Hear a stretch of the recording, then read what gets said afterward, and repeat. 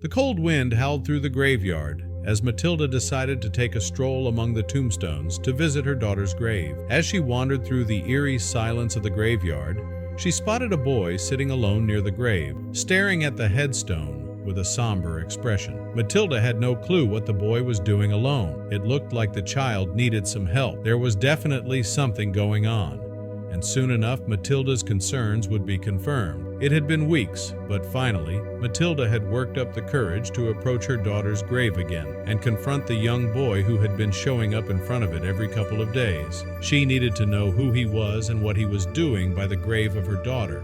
But how had Matilda ended up in this situation? Who was the young boy, and what was he doing at the grave of Matilda's daughter? But before we start our story, smash the like button. Make sure to subscribe and hit the notifications bell so you won't miss any new story. Matilda still had a hard time believing that her daughter was no longer with her. It was something she had ample time to prepare for, but that did not make it any less difficult. It's time for her to get over it and move on with her life. But that's not so easy, though. The day Matilda's daughter Stacy was born, the doctors had already painted a very bleak picture for her. But Stacy was a fighter, and for a long time she was beating all the odds. Her doctors were always baffled by how strong she was. They often said that she was one of the strongest people they had treated. Every year that Matilda and her husband Joshua had with their precious but unfortunate daughter was a blessing. They treated it as such, making sure they enjoyed every moment and making Stacy's life as normal as possible. They enjoyed every moment with her. But keeping their lives as normal as possible also meant that Matilda would have to miss some parts of Stacy's first and only years, as she was actually employed as a corporal with the military. That hurt her a lot, but she had no other choice. Money had to come in too. Seeing her family situation, the military had made special arrangements that she would not have to go overseas for a mission in the foreseeable future. But she was still expected to contribute her tactical expertise from a base in the U.S. That base was more than a 10-hour drive from her home. Sometimes this meant she would be away from home for almost a week, and every second hurt the poor woman, but she knew that if she walked away from her job now, in the future, she would neither have employment nor a daughter. So she tried to suck it up, and when the health of her daughter eventually went downhill to a point where the writing was on the wall, she decided to take up all her vacation time and then some. In total, that was more than 3 months of days off. The military was, of course, not happy with this, but allowed it. By this point, Stacy was 5 years old and had even been able to occasionally go to school. She had been fighting for so long, and Matilda could not have been prouder. But it was good now. The ceremony that followed was beautiful, but still very intimate. Only family was present, and one doctor who worked with Stacy from the moment she was born and really felt like he built up a bond with her. He always told Matilda that he would be with her until the end. He kept his word. Matilda and Joshua would end up dealing very differently with the loss of their daughter. While Joshua was able to embrace the emotions, Matilda was looking for any way to distract herself from them. And the military would bring a good solution for this. Matilda started going on long mission after long mission, being out of the country for months on end and barely even thinking about home. But of course, this also had a big effect on her relationship with Joshua. Their relationship went downhill over time. He tried to stand by Matilda for as long as he possibly could, but with her giving him no sign that there would come a point where she would be home more often, he decided that enough was enough and left her. For Matilda, it was a big blow. She really couldn't take this anymore. But for a long time, Matilda kept pushing every emotion away. But at some point, they will catch up with you, and for Matilda, this turned out to be about 5 years after Stacy had passed. Even though she felt that things were not going well for her, she did not expect to have such a severe emotional breakdown. Joshua had left her about 3 years ago, and seeing as she was almost never home anymore, she wanted to sell her house and buy something smaller and cheaper. But setting foot in the house again just brought back so many memories. Matilda felt horrible about how she had handled her emotions in the situation, and even worse about the fact that in 5 years she had not visited Stacy's grave once. What kind of mother was she? She felt very guilty. She wishes she could turn back the time. She wanted to go and visit her daughter right away, but felt so guilty she could not possibly bring herself to stand at the foot of her daughter's grave. She just did not feel worthy. But this was not for a lack of trying. Nearly every day, Matilda drove past the graveyard or even walked alongside the edge, just being too embarrassed to approach. All she did was stare at her daughter's headstone for a few seconds. But in these moments, she did notice something else. The graveyard was often relatively busy, and she was seeing a lot of the same people every couple of days. And among these people was a young boy. At first, she had thought that he probably came with his parents or grandparents to visit and pay respect to family members. But the more she saw him, the more she noticed that there was never anybody explicitly with him. And then there was something else.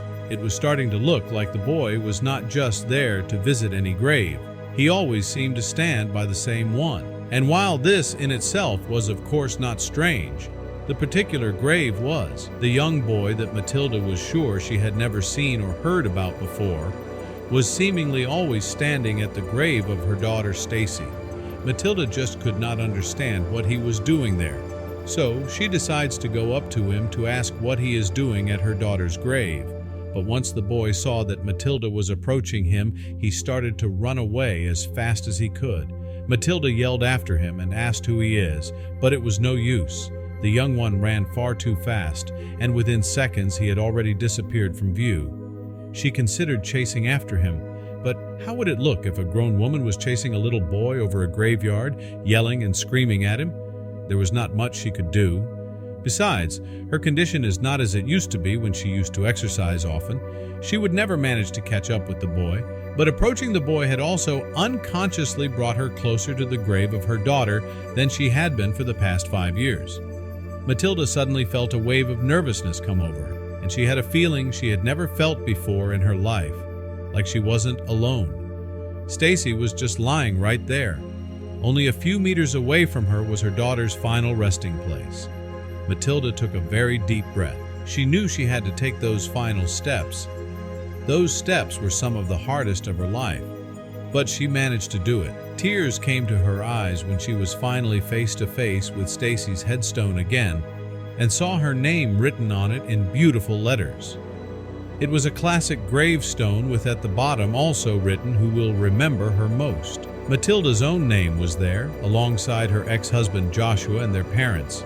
But then Matilda saw it. There was another name written on the headstone alongside her own, a name she did not recognize. She blinked her eyes twice to make sure she was not mistaken. The name written on the tombstone was Jimmy. Who could this possibly be? She knew that this was not on the stone the last time she saw it, when Stacy was buried. How could another name be added on here without her knowing? She was flabbergasted. Matilda started to think, could the young boy possibly have something to do with this? Was his name maybe Jimmy? But how was she going to figure this out?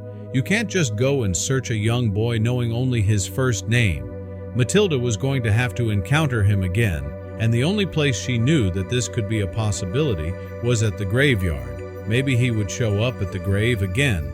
So Matilda paid her respect to Stacy and left for now. But she was going to return every day around the same time to see if she could see the young boy again. Even though she has to go to the cemetery every day for weeks, she must and will meet the boy. It took about a week of Matilda driving past the graveyard before she finally saw him again. He looked a bit worried, maybe fearing that Matilda was going to come after him again. But when he saw Matilda looking at her, he immediately turned his head. She parked the car and quite tried to get closer to the boy without him noticing. But the boy suddenly turned around when Matilda was still quite a while away, and he set in a sprint again. This time, Matilda managed to stop him. Instead of chasing him, all she did was shout the name Jimmy, and the moment the boy heard it, he stopped in his tracks and turned around. His facial expression spoke volumes. He seemed very surprised. Matilda slowly approached the boy. She did not want to scare him away again, as she had so many questions that only he could answer. At least she hoped so. But the very first question was from Jimmy for Matilda. In a slightly shaky voice, he said, "How do you know my name?" Matilda explained that she had read the name on the gravestone of Stacy, and that it was not there when she left it last time.